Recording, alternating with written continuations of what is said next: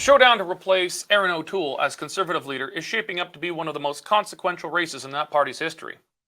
So far, the race has a few declared candidates: Pierre Poilievre, Leslyn Lewis, and Patrick Brown.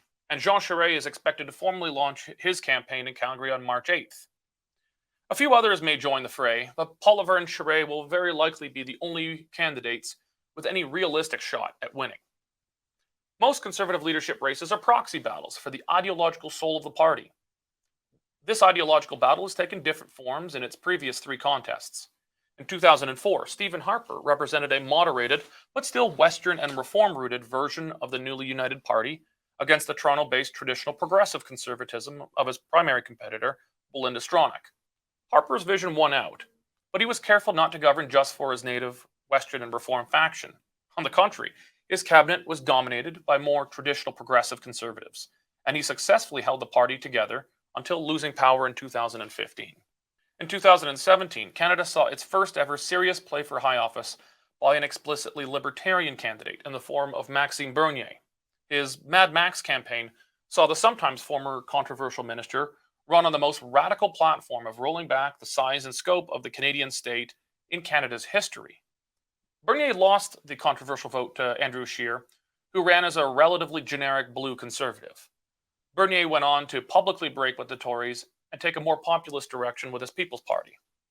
The 2020 race to replace Andrew Scheer saw two major candidates who agreed on almost everything run campaigns highlighting their exaggerated non-differences in policy. O'Toole, who originally intended to run as a centrist, purple Tory campaign, ran as the true blue defender of conservative orthodoxy once he learned that the young Poilievre was not running. It was a bizarre spectacle. O'Toole, who ran as a red Tory only a few years earlier, recast himself as a slayer of the spineless liberal-light red Tories of his ideological bunkmate, Peter MacKay. But enough conservatives bought the shtick to make him leader, but not enough to keep him there. In his quest for the Prime Minister's chair, O'Toole jettisoned the social conservatives who helped him win the party's leadership and key planks of his own platform, like opposing Trudeau's carbon tax. Going much further into liberal territory than was promised by rival Peter MacKay. O'Toole's big gamble was a bust, and the Tories even managed to lose a handful of seats. Most ominously, O'Toole's turn at the helm saw an explosion in support for the upstart People's Party. That party's populist and anti-authoritarian fusion attracted disenfranchised conservatives and less familiar voters from the leftist parties. Perhaps most concerning for the Tories, however, was the PPC's ability to grab the zeitgeist of anti-authoritarian voters who wanted Trudeau and Trudeau's mandates gone more than anyone else. Their energy and anger, even more so than their votes, was fuel that was badly needed if the Conservatives were to have any hope of defeating the Liberals. This is a long-winded way of me coming back around to the latest battle for the Conservative crown. It's too early to say yet, but the Poilievre-Charest fight is shaping up thus far to be a new kind of contest not yet seen before. Harper versus Stronach was blue versus red. Scheer versus Bernier was blue versus libertarian. O'Toole versus MacKay was red, but painted blue versus red. Poilievre-Charest may shape up to be libertarian populist versus very red. Poilievre sent strong signals that he isn't running as a traditional blue conservative in the Harper and Scheer mold. Exhibit one of this is his open embrace of the Freedom Convoy's main objectives, lifting all mandates now. He did it quickly and decisively, and in clear contrast to the waffling indecisiveness of former leader Erin O'Toole. In Saskatchewan, he held a boisterous rally calling for Trudeau to legalize smiling again.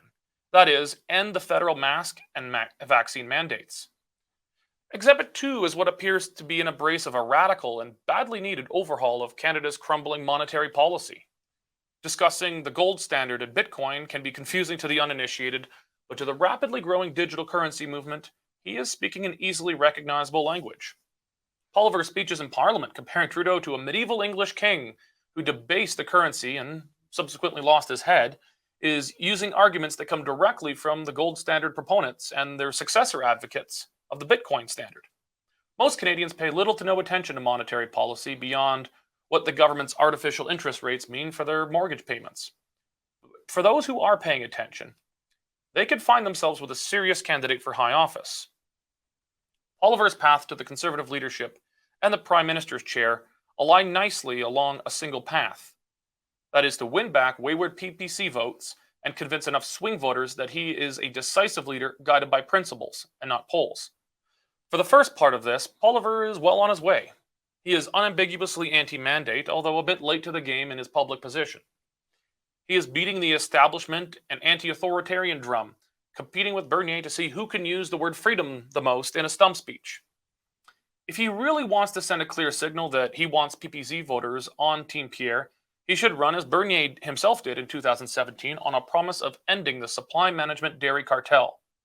It may not be the biggest issue in Canada at the moment, but has in many ways become a litmus test among activists for political courage in facing down powerful and entrenched interests. At the same time, Poilievre should avoid the excesses that can come with populism and seek to win over swing voters with strong, decisive leadership.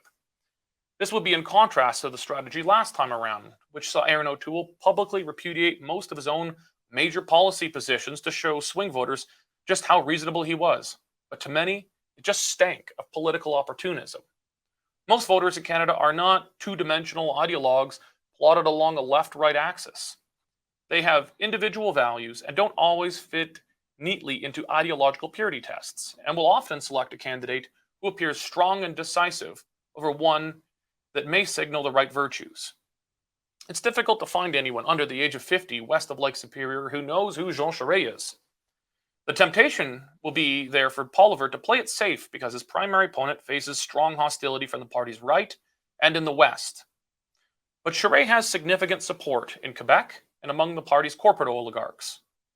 Poilievre has a chance to win both his party's leadership and to become the prime minister. And his best bet is to refashion the Conservative Party into the new party of freedom.